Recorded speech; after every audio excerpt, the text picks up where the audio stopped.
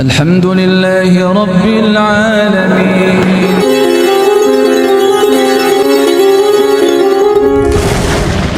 Di antaranya adalah mengkondisikan diri. Pertama beristighfar.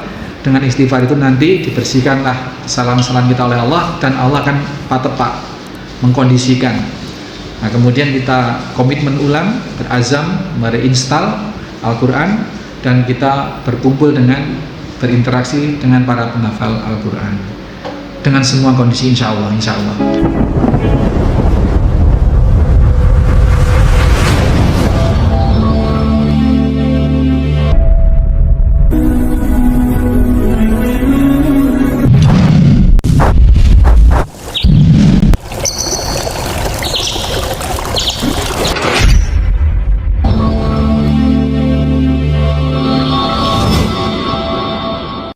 Bismillahirrahmanirrahim. Assalamualaikum warahmatullahi wabarakatuh. Alhamdulillahirabbil alamin. Wassalatu wassalamu ala asrofil anbiya'i wal mursalin, imamil muttaqin, sayyidil khalil muhajirin. La ilaha illallah wahdahu la syarikalah. Asyhadu anna Muhammadan abduhu wa rasuluhu la nabiyya ba'dah. Allahumma salli wa sallim wa barik ala Muhammadin wa ala alihi wa sahbihi wa mawalah. Qala Allah Ta'ala, a'udzu billahi minasyaitonir rajim. Bismillahirrahmanirrahim. Syahrul Ramadan alladzi unzila fihi al-Qur'an hudan linnas wa bayyinatin minal huda wal furqan. Wa qala Allah Ta'ala, inna anzalnahu fi lailatul qadr. Wa ma adraka ma lailatul qadr. Lailatul qadri khairun min alfi syahr. Tanazzalul malaikatu warruhu fiha bi'izni rabbihim min kulli amr. Salamun hiya hatta matla'il fajr. Sadaqallahul azim.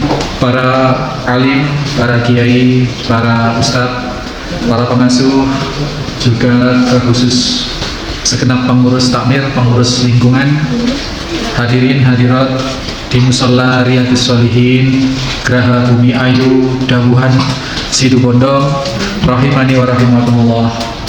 Ada pertanyaan? Ada? Ayo Mas. Oke Mas, siapa? Enggak. Nama. Mas Danis. Oke, Mas Danis. Kuliah? Saya ingin bertanya. Kuliah? SMA 2. Oke, Mas. Monggo, gimana? Saya ingin bertanya. Bagaimana cara kita lebih menguatkan hafalan Al-Quran kita? Semenjak sebelum Ramadan saya mendapatkan banyak kesibukan, jadi gak ada waktu untuk saya untuk buka Al-Quran, apalagi untuk murojaah.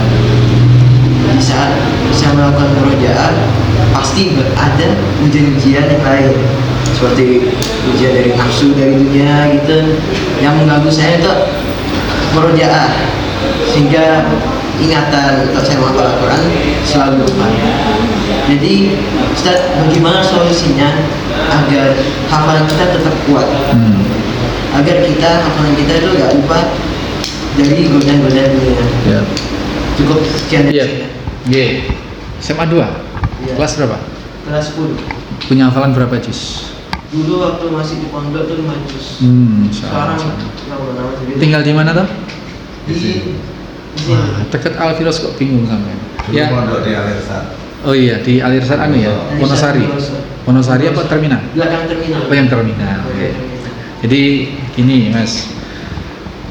Yang pertama, yang jelas kita harus memperbanyak istighfar kepada Allah Subhanahu wa taala, karena sejatinya yang menghalangi amal soleh kita itu sejatinya adalah atau adanya atau banyaknya dosa-dosa yang ada pada diri kita, terlepas dari bagaimana itu masuknya dan lain sebagainya.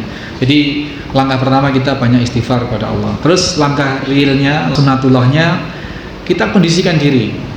Kalaupun kita masih punya kesibukan, setidaknya kita banyak-banyak ngumpul sesama orang yang menghafal Al-Quran.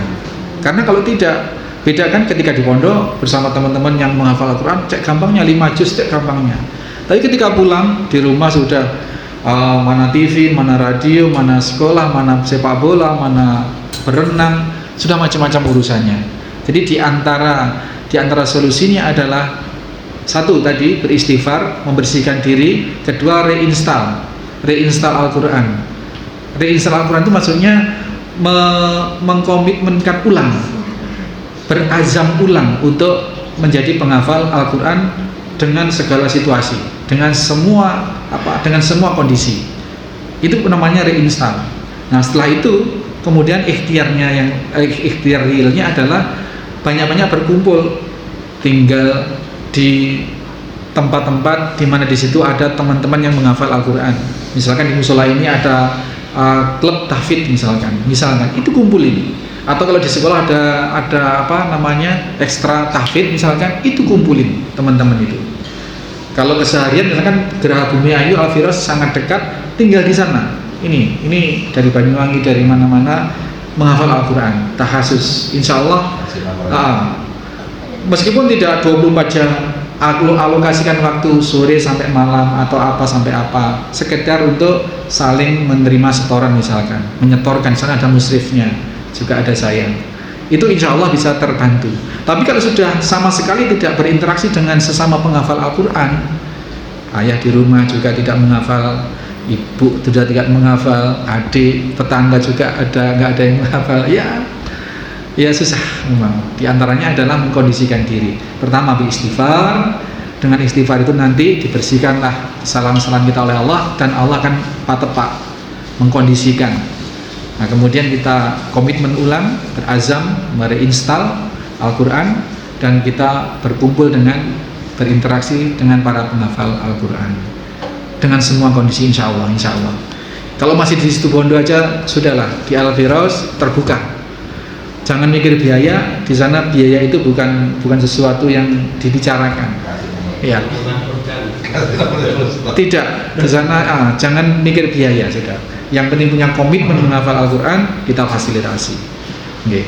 Demikian ya Mas, insya Allah mudah-mudahan Allah mudahkan. Pak Sigit, bagaimana?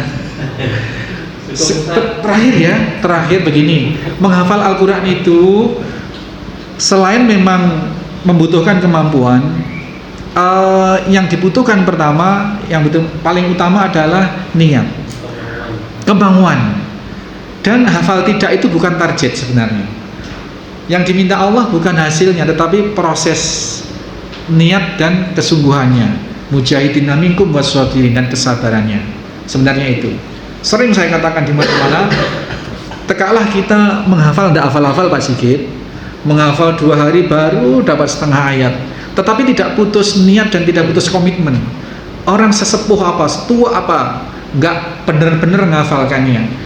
Yang pertama jelas karena dia melakukan pengulangan pahalanya besar.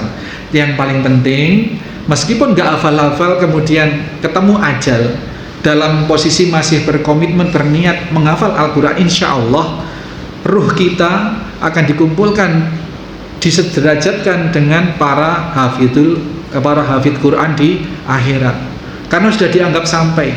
Karena apa? Niat sudah kita wujudkan. Ya, dalilnya hadis yang masyhur, yang seorang pembunuh 100 orang kemudian minta saran mau bertobat, bagaimana supaya tobatnya diterima. Disarankan oleh seorang ahli ilmu untuk hijrah ke salah satu kampung di seberang. Ketika dia berjalan, belum nyampe tengah perjalanan sudah meninggal dunia. Malaikat rahmat, malaikat azab berebut, kemudian turun malaikat penengah. Atas perintah Allah diukurlah itu jarak tempuh dengan jarak yang telah dilalui. Ternyata Allah ternyata mengkondisikan bumi tujuan disuruh bergeser maju, bumi asal disuruh bergeser ke belakang.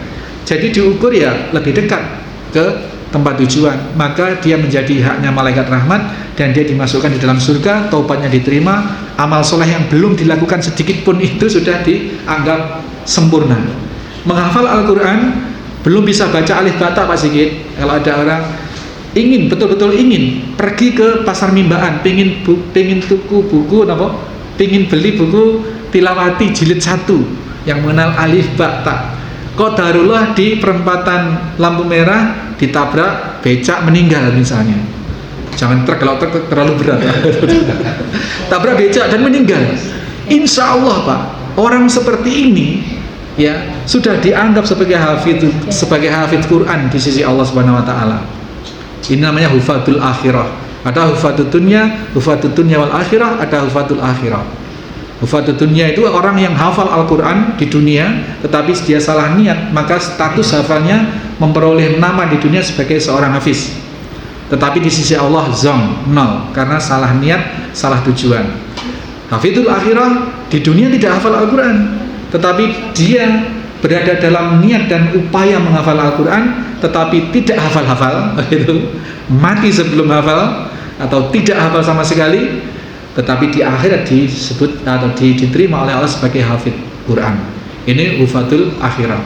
Yang terbaik tentu adalah hufatul dunya wal akhirah.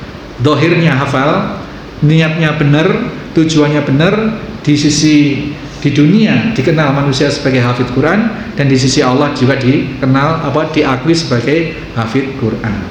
Ini maka menghafal Al-Quran bisa menjadi hafid Quran yang akan menyematkan mahkota cahaya kedua orang tuanya di akhirat dan memberi syafaat kepada 70 anggota keluarganya. Tidak hanya diperuntukkan buat orang yang memang di dunianya hafid Quran, tetapi orang-orang yang berazam, berniat, berupaya, meskipun tidak hafal, dia menemui kematian, dia akan berhak yang sama kelak di akhirat seperti itu, memberikan jubah kehormatan, jubah kemuliaan kepada kedua orang tuanya, memberikan mahkota cahaya pada kedua orang tuanya, mensyafaati 70 anggota keluarganya, insyaallah. Jadi tidak harus meskipun sudah pelo-pelo Pak Sigit, saya sudah tua, pikiran kemana-mana, sudah, jangan urus itu. Yang penting tanamkan ikhlas, niat, azam kuat gitu. Ya itulah tadi, tekaklah nggak bisa baca, berangkat beli turutan itu, di tengah jalan meninggal, insya Allah. Pas, Pak Sigit, tanya aja Mas. Monggo. Ini yang baca Quran Ustaz ya. Kalau selama gitu Ustaz punya kebiasaan Ustaz ya, maksudnya nggak membaca secara utuh gitu loh Ustaz, dari Al-Baqarah sampai cuma waktu tertentu kayak kalau habis sholat subuh gitu, baca waqiah gitu ya.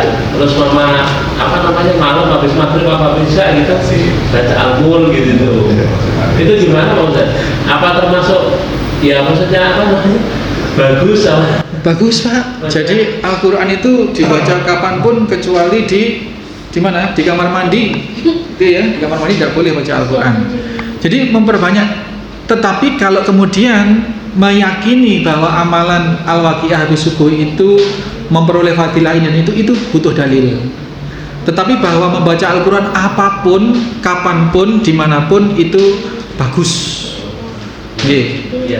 Malam Jumat baca Yasin, ketika meyakini itu ada keutamaan tertentu, ada fadilah tertentu, itu butuh pengantar, butuh dalil. Dan kalau diyakini, misalkan Al-Waqiah diyakini itu suatu kesunahan, ya harus ketemu dalilnya. Kalau tidak ada dalilnya, memakai hukum kemutlakan membaca Al-Quran semua waktu bagus. Kalau Al-Mulk itu memang ada pensyariatan dibaca malam setiap sebelum tidur, misalkan itu ada keutamaan. Al-Kahfi malam Jumat dan hari Jumat ada keutamaan, dan seterusnya. Pak Sigit ngaten. Jadi Al-Quran bagus dibaca kapanpun.